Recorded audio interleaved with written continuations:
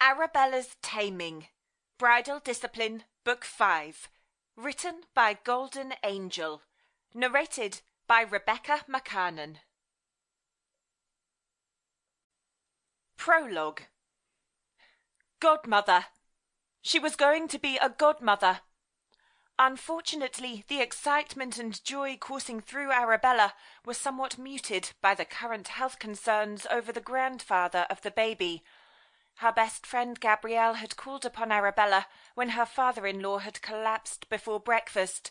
Viscount Hood's heart was the cause, although he was still alive and currently expected to recover. As an orphan, Gabrielle had been overcome with emotion at the prospect of losing a man who had become like a father to her. Once Gabrielle had been comforted, she and Felix had revealed Gabrielle's delicate condition, a source of joy among the anxiety, which was also when they'd asked her to be godmother to their child. The very thought made Arabella smile as she walked down the hall towards the library, where she presumed her older brother was. Isaac had escorted her to Hood House, but upon their arrival he'd gone to talk with Thomas, Felix's eldest brother. Thomas also happened to be the man she'd fallen in love with, and spent the entire season attempting to show that she could be the perfect wife. It hadn't been easy, as his requirements were not at all in line with her personality, but her sister-in-law Lydia had talked to her about having a private and public face. Arabella had done her best to push her wilder antics out of the public eye, rather than flaunting them, and she'd earned the approval of quite a few of the stodgier grand dames this season.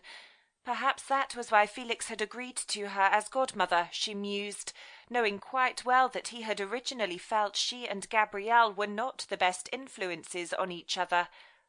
They had gotten into rather a lot of trouble together their first season.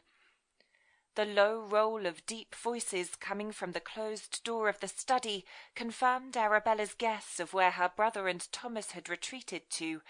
They were good friends, after all, so she was sure Isaac was doing his best to be supportive of the other man, especially since Isaac knew exactly what it felt like to lose a father and be thrust into a title too young. Thankfully, it hadn't come to that yet for Thomas. She was about to knock when she heard Walter, the middle brother of the 3 Hood brothers, calling out what sounded like a toast.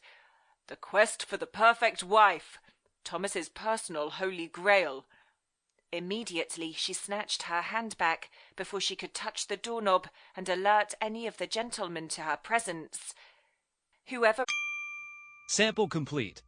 Ready to continue?